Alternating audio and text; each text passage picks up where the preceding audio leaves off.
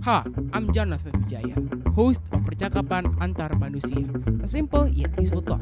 Follow this podcast to get new episodes every Thursday. Thank you and enjoy the podcast. Hello manusia, welcome back. No, we are back to the new episode of Percakapan Antar Manusia. Ini bukan season baru, bukan season 3, tapi ini masih season 2. Tapi udah lama banget udah nggak rekam lagi. Tapi hari ini saya bersama Mr. Bang deh. Abang apa Mr. nih? Mr. Julius Anthony Sitinjak. Halo Sir, apa kabar? Apa kabar, Brian? Ini mohon maaf nih, ini saya panggil Mr. atau Abang nih? Atau Pak? Panggil yang paling bagus aja lah kira-kira. Oke tulang. Sip tulang. Kita nggak ada hubungan. Oke. Kan sama-sama Batak ya. Kan saya Batak Sitorus ya. Kan mama saya sih, bukan sayanya. Saya kan ikut bapak. Tapi kan gimana ya, Mister? Saya kan Mister juga orang Batak kalau dilihat-lihat ya. Jadi kayak ya satu bisa lah. Dari raja-raja Batak yang paling ujung, paling pertama. Iya. Kayak itulah. Oke. Mister, gimana kabarnya hari ini? Sehat? Aduh, sehat banget. Dalam artian ya bilangnya gimana ya? Ya alhamdulillah, puji Tuhan terhindar dari virus corona. Ya akhirnya ya sampai sekarang masih sehat terus. Brian gimana? Baik lah, Sir. Baik banget. Ya, thank you. Oke, baik. Gimana gitu? Baik, Sir. Nah, Sir, gimana nih keadaan Mister nih selama PPKM lagi nih? Ya, normal sih. Pada umumnya kalau beraktivitas pada masa pandemi yang seperti sekarang ini ya mau nggak mau semuanya di online kan di rumah. Ya cuman mobilitas saja terbatas, tapi karena kita mau nggak mau ya akhirnya harus terbiasa dengan teknologi ya mau nggak mau semua komunikasi dan sebagainya direct lewat itu internet online lah. Sebenarnya itu Sir, ini kan lagi PPKM kan, juga kan Mister juga seorang pengajar, seorang guru kan, apalagi di bidang musik. Iya. Nah, menurut Sir itu dalam bidang musik, apalagi mengajar itu menurut Sir sulit atau gimana? Maksudnya sulit dalam kondisi dalam artian Mister itu gampang nggak sih mengajar anak-anak dalam bidang musik itu? Oh, kalau untuk pada umumnya sih karena sudah terbiasa, ya akhirnya ya edit flow aja, flow kayak air. Mau nggak mau ya terbiasa dengan kan harus memahami karakter ya. Jadi pendidik itu nggak cuma sekedar anak-anak ini ada materi silakan pelajari terus ditinggal, tapi lebih ke bagaimana kita bisa membuat semacam karakter building-nya lah. Jadi anak-anak kita harus pahami karakternya, kita bangun bukan hanya sekedar konsep, tapi sekedar juga masalah untuk per individunya. Jadi kita harus paham karakter mereka dan bagaimana approach mereka supaya mereka tertarik sama materi yang kita ajar. Begitu, Brian. Nah, masalahnya gini ya, Sir. Mister tadi bilangnya karakter building. Mister bilang karakter building bagi setiap anak-anak. Nah, masalahnya gini. Ini sebentar dulu ya, saya mau nanya dulu. Mister itu ngajarnya tuh dari kelas berapa sampai kelas berapa? Oh, saya kalau untuk sekarang hanya di high school saja sih, SMA. SMA. Nah, apalagi di SMA nih. SMA kan Mister tahu orangnya pada malu-maluan gak kayak di offline, ya kan, Sir? Oh iya. Iya kan? Okay, iya. Nah, gimana caranya Mister melihat karakter building di online? Oh, bukan melihat karakter building, mungkin membangun kan? Iya, membangun maksud saya. Karena begini, sekarang kan teknologi sudah mudah diakses sama semua orang, selama kita punya kuota. Terus melihat begitu banyaknya informasi dan influencer-influencer yang berada di dunia maya itu, mau nggak mau harus membuat guru itu terbiasa pada posisi atau level tertentu. Karena gini, contoh untuk zaman saya, untuk melihat sebuah orang yang bisa main musik aja itu, mau yang main biasa aja itu udah oke banget. Karena susah sekali mencari itu. Internet nggak ada, akses buat komunikasi hanya telepon, dan telepon pun juga terbatas tergantung dari biaya, dan biaya itu sangat mahal. Akhirnya mau nggak mau ya sebagai guru ya juga harus belajar mengetahui interest anak-anak di setiap bidang yang mereka mau. Kalau khususnya bidang yang saya suka ya, yang saya ajar yang saya ajar. Karena saya ajarnya musik, yang mau nggak mau saya harus improve diri saya untuk bisa approach mereka. Karena kalau misalkan saya ngajar yang biasa aja, oke anak-anak, taruh lagi nih, ada seorang guru jago banget main musiknya. Iya benar. Tapi dia approach ke anak itu nggak bisa. Itu nggak akan mungkin pembelajarannya itu berhasil. Harus ada apa sih direct to communication. Jadi dari guru ke anak, dari anak juga ke guru. Jadi ekspektasinya bukan hanya dari murid ke guru saja. Misalnya guru maunya ngajarin aja, tapi nggak dibalik, harus dibalik. Kamu mau apa? Kamu sukanya apa? Ayo kita buat bersama-sama, kita bangun sama-sama. Nah, kalau masalahnya kalau ada beberapa guru yang kalau misalkan contoh kayak guru zaman-zaman jadul lah. Iya. Jadi kita kupas dulu sedikit. Kalau pembelajaran dulu itu namanya teacher center, istilahnya teacher center. Jadi teacher yang kasih semua, yang deliver semua material. Kalau sekarang nggak bisa. Sekarang udah ada namanya student center. Studentnya harus jadi materi atau jadi objek pembelajarannya. Itu gimana pembelajaran akan berhasil, sedangkan interest anak-anak itu sekarang udah diverse banget loh. Kalau misalkan dilihat gurunya, cuma bisa main gitu doang, Sir. Aku sukanya main alat ini. Nah, terus mau gimana? Oh iya sih. Ya kan? Iya. Akhirnya mau nggak mau harus cari cara gimana, bukan berarti gurunya harus belajar banyak alat musik, tapi mencari cara gimana caranya supaya anak ini tuh bisa Brian? Terarahkan, intinya gitu. Anak-anak ini bisa terarahkan seperti itu. Oh, jadi kayak Mister tuh mencari yang apa sih? Misalkan satu anak maunya kayak gini. Tapi Mister mau lakuin itu apa Mister mau nurutin apa maunya dia? Gini, sebagai pendidik itu nggak boleh skeptis dan nggak boleh egois. Maksudnya skeptis itu kamu pasti nggak bisa beginilah, udah ikutin cara saya saja lah, nggak boleh. Atau egois, kamu harus ke sana, harus ke sini, nggak boleh begini, nggak boleh begitu gitu loh. Maksudnya skeptis itu kita nggak yakin atau kalau anak-anak ini bisa. Kalau egois itu maunya kita, nah nggak bisa kayak gitu. Harus melihat. Coba diulang lagi pertanyaannya, saya tadi agak close. Nah, saya ulangnya. Jadi misalnya nih ya, ada murid. Ya, basically Mister ikutin maunya murid itu atau nurutin? Oke.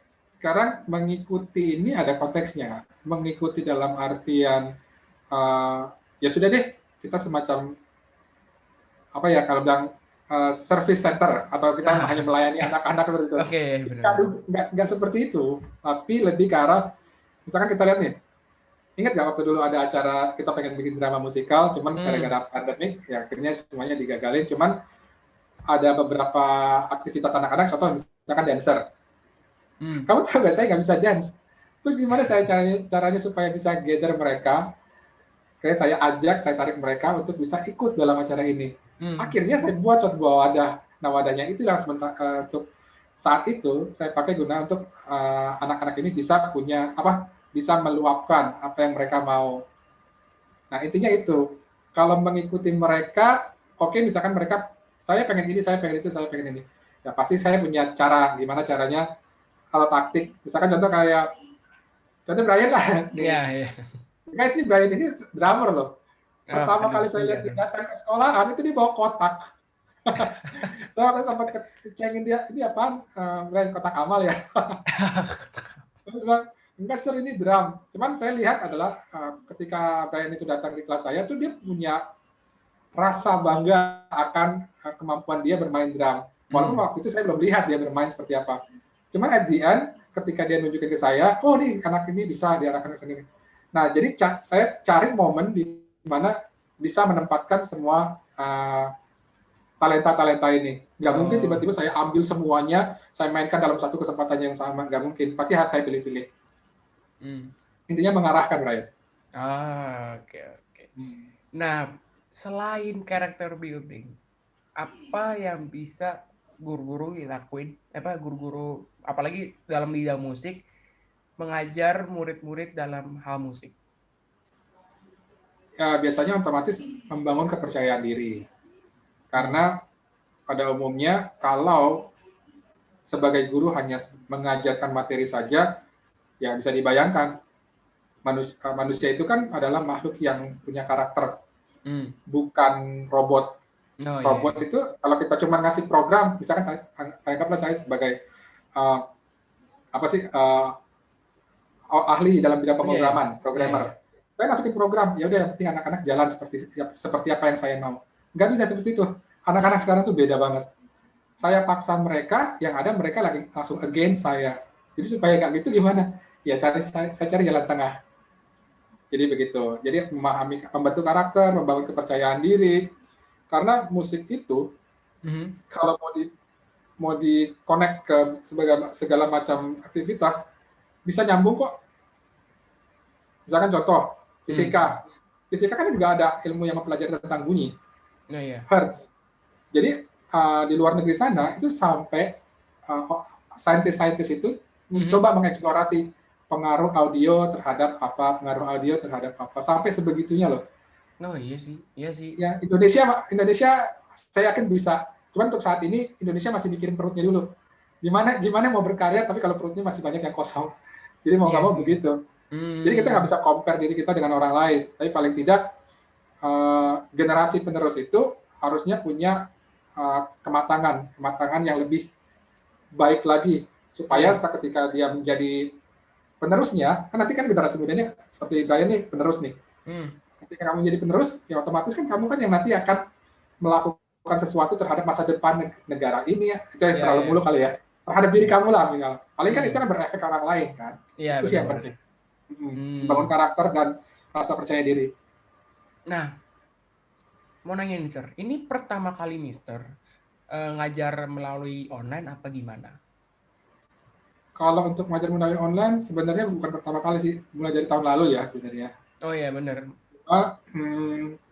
Ide yang mau nggak mau harus dilakukan semua guru ya karena kondisi yang seperti ini, nggak ada yang mau nggak mau kita harus berdamai dengan situasi. Kalau kita mau egois ya udah kita nggak bisa dipakai juga mana-mana. Menyesuaikan diri lah itunya. Jadi apa impresi Mister pertama kali? Apalagi dalam mengajarin musik ya, apa impresi pertama Mister dalam mengajar musik melalui online? Maksudnya apa nih impresi apa? Maksudnya dalam hal apanya nih? Impresi pertama Mister. Kan pertama kali waktu lockdown PSBB gitu-gitu. Ya. Jadi sebenarnya awalnya agak kebingungan. Jadi kamu berpikir apa sih yang saya harus ajar ke anak-anak? Karena waktu itu kan memang leak teknologi. Jadi ada teknologi yang kurang, kemampuan untuk menggunakan aplikasi yang kurang dalam ya otomatis contoh kayak Zoom. Zoom itu kan bisa dibilang massive application yang digunakan untuk komunikasi lah, untuk komunikasi seperti asal. Tapi saya banyak kekurangan waktu itu, bingung saya harus mulai dari mana ya. Terus yang biasanya saya bisa ajak anak-anak untuk praktek, kali ini kan semua anak-anak kan punya akses. Suka-suka mereka mau dia melakukan tinggal di on kamera dia mainkan alatnya. Kalau nggak mau dimatikan saja kamera. Kita nggak tahu apa yang terjadi di belakang. Jadi sebenarnya anak-anak itu punya akses untuk belajar atau tidak. Jadi balik lagi, pembelajaran itu menarik buat mereka. Ketika menarik, mereka akan bisa lakukan itu. Tapi kemampuan teknologi sekarang, jadi gini. Jadi saya lebih berpikir bahwa anak-anak itu sekarang punya waktu untuk mengatur maunya mereka. Jadi kalau mereka mau, saya lagi males nih belajar nih, tapi saya rekam aja lah. Jadi kalau misalnya ada dosen, kamu kan mahasiswa, dosen ngomong atau guru ngomong, rekam aja udah. Sambil tidur-tiduran gitu kan. Terus udah misalkan moodnya lagi naik, saya play lagi. Oh ini tuh maksudnya baru dipelajarin. Gitu. Oke. Nah, jadi sekarang ya, kalau dibanding sama yang tahun lalu lah 2019 waktu Mister ngajar online offline waktu nggak ada corona gitu. Dibanding sama sekarang gimana, Sir? Agak kesulitan. Ya. Jujur agak kesulitan. Pasti. Pertama kenapa kesulitan? musik itu satu aktivitas yang butuh yang namanya real time. Ya. Ketika kamu berkomunikasi dengan orang lain, terus kamu berharap orang lain itu langsung menangkap apa yang kamu maksud, terus bisa mencoba gitu kan. Kalau ini ada delay, permasalahannya kan Zoom kita atau kemampuan dari sinyal kita itu kan masih 4G. Iya. Orang selalu selalu mengagung-agungkan, oh di luar negeri udah sampai pakai 5G. Tapi jangan salah, 5G itu masih ada delay-nya loh, walaupun sedikit ya. Iya. Cuman itu permasalahannya. Musik itu ketika mau dibuat sebuah contoh performance, mau nggak mau harus ada orang atau gurunya itu harus pintar menggunakan aplikasi untuk mem-package performance anak-anak. Kan jadi mainnya kan nggak real. Iya, benar. Nggak ada komunikasi, yang pastinya nggak ada komunikasi. Karena kenapa? Dia main, kita main juga. Ngikutin apa yang sudah dimainkan sama dia. Kalau kita pakai real time, langsung misalkan ketemu di tempat, di lapangan, itu kan jadinya kayak multi interpretasi. Jadi misalkan saya pemain drum, saya latihan gitar, saya latihan bass, saya latihan keyboard, saya latihan penyanyi gitu. Bisa direct langsung saat itu. Kalau ini kan nggak. Sampai ini saya ya, kalau ada yang namanya konser online, itu semuanya diedit kok. Konser online pun semuanya diedit. Kecuali mereka ketemu dalam waktu yang sama, di tempat yang sama, terus mereka tinggal spread linknya mereka atau video mereka ke internet. Tapi kalau yang namanya virtual konser yang ada yang bisa kayak sekarang di kota-kota, pasti ada delay. Jadi mau nggak mau harus dibikin template dulu, masukin instrumennya, instrumen 1, baru instrumen kedua ikutin, 3 sampai selesai, vokal, baru di edit, di mix up, baru disebarin gitu sekarang. Tapi saya pengen kayak gini, Sir. Tetap virtual online, tetap konser online, tapi kayak gini, Sir. Saya ngarepnya kayak kita ngumpul, baru kita rekam. Kan nanti abis rekam, itu kan baru audionya doang kan. Nah, baru yang video rekamnya di rumah. Ngerti nggak, Sir? Maksud saya kayak kita ngumpul, kita rekam nih, 1, 2, 3, record kelar, habis rekam, itu rekaman audionya kita bawa ke rumah masing-masing, dan kita rekam videonya itu di rumah. Sekarang masalahnya gini, Brian, saya nangkep maksud kamu. Tapi kan kalau komunikasi kayak gini kan banyak delay-nya. Misalkan contohnya ada 5 orang, si A main, bedanya 1 detik, si B main, bedanya setengah detik, si C main, bedanya 1/4 detik. Yang mana mau kita ikutin? Oh enggak, maksudnya kita kumpul di suatu tempat gitu, kayak kita ngerekam di suatu tempat. Maksudnya gitu. Maksud kamu kayak kita pergi ke studio recording, terus kita rekam. Nah, baru kalau habis rekam itu, ya... Sangat bisa. Cuman ada satu yang nggak bisa, interaksi dengan penonton. Kan? Masalah sekarang semua. Mau kita cari solusi juga pasti ada aja celah yang kosong. Kecuali gini. Mungkin kecuali kalau misalkan kita punya 6G, bukan 5G lagi ya. 6G. Jadi mau nggak mau orang dimanapun ketemu, tapi komunikasinya bisa benar-benar sangat real. Mungkin bedanya 0,100 second gitu ya, misalkan 10 milisekund gitu, atau 1 milisekund. Itu kan kecil banget kan, nggak ngaruh lah. Jadi kita kayak ngobrol biasa gitu.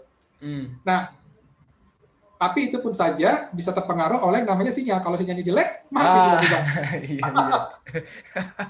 Iya sih. Nah, semua serba salah. Dan jadi gimana yang online service yang di gereja-gereja gitu, Sir? Kalau saya di gereja, mau nggak mau harus datang. Entah saya datang ke gerejanya, atau mereka kasih saya materi. Jadi saya rekam di rumah.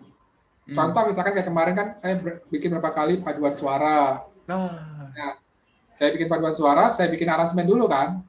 Saya buat aransemennya tergantung request maunya kayak gimana.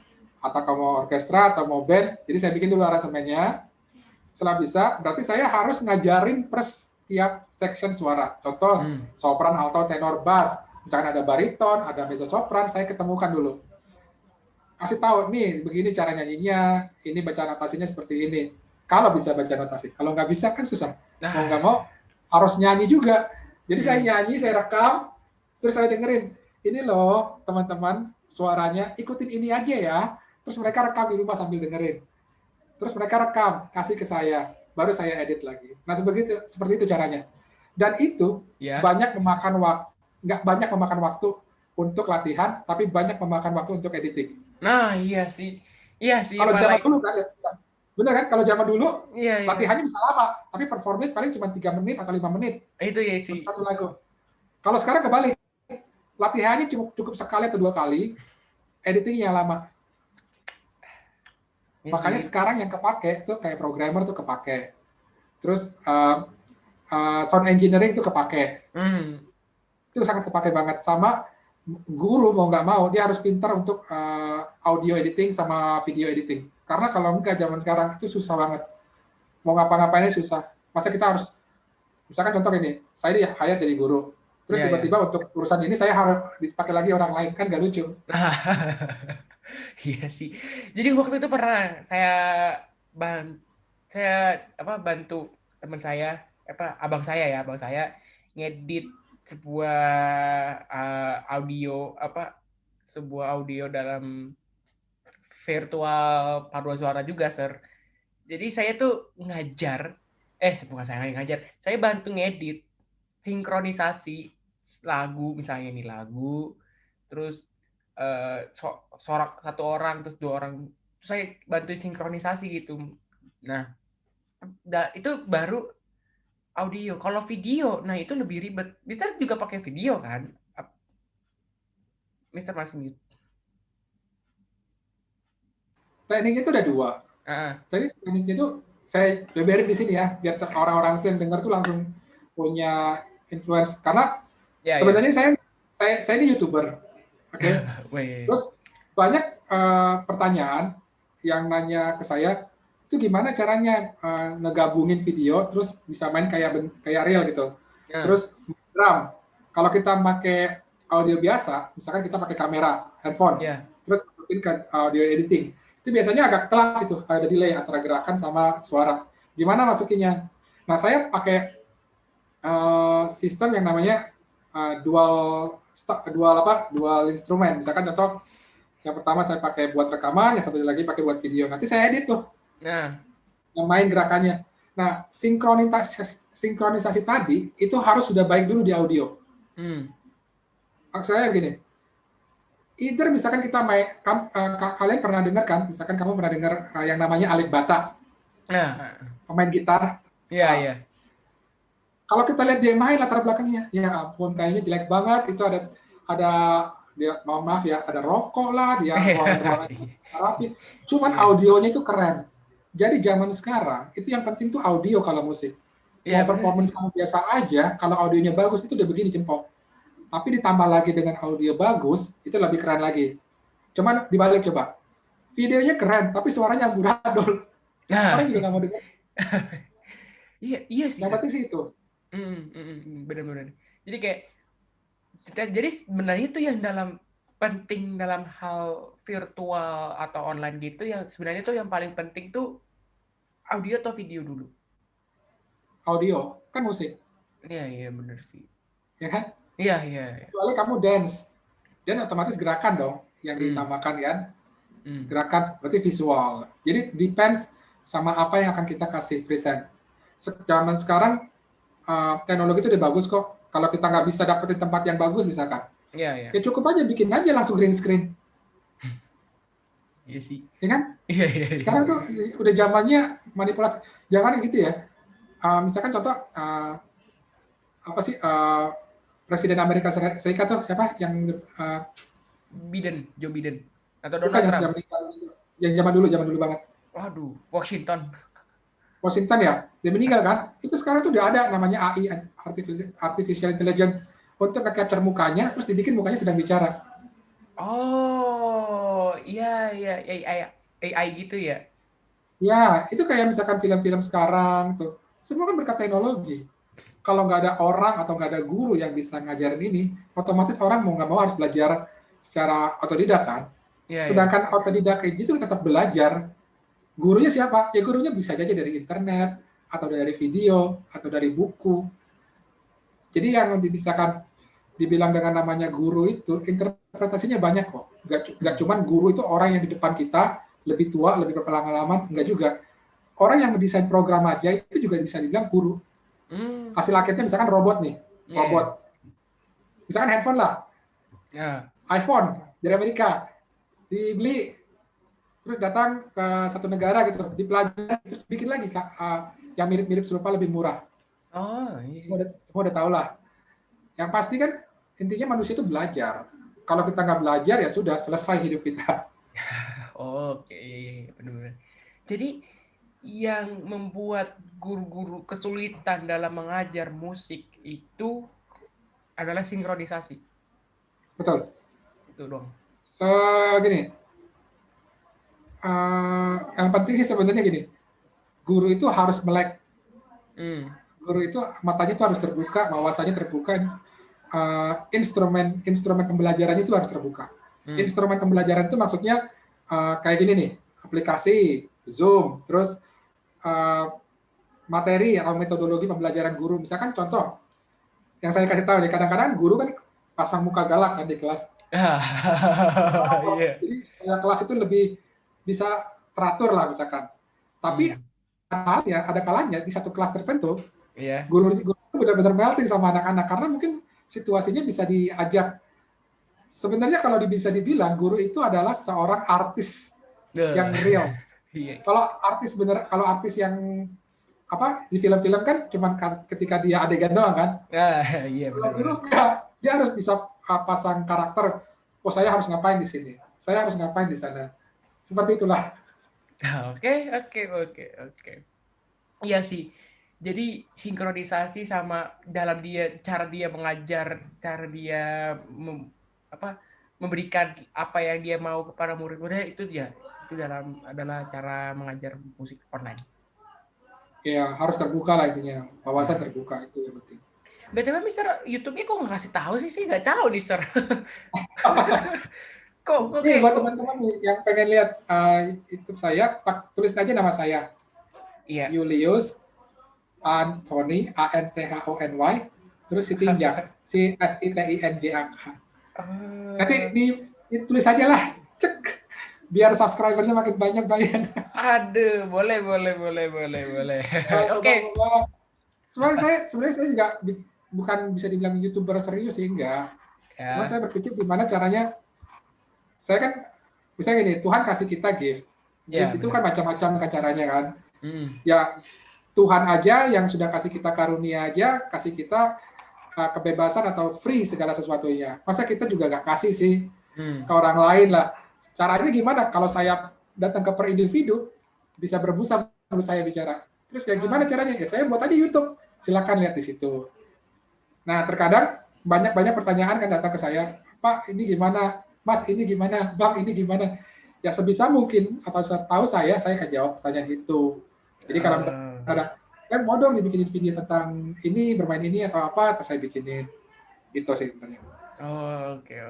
Well done. Thank you, Sir, atas waktunya yang sudah diberikan. Udah meluangkan waktu. Padahal Mister yang bilangnya besok, padahal tiba-tiba saya baru bangun hari ini ya, Jo, jam 1. Waduh. Kan namanya hidup ya. Hidup itu kan penuh dengan dadakan-dadakan gitu kan. Kayak tahu bulat. Iya, digoreng dadakan. Oke, thank you, Sir. Thank you, Sir.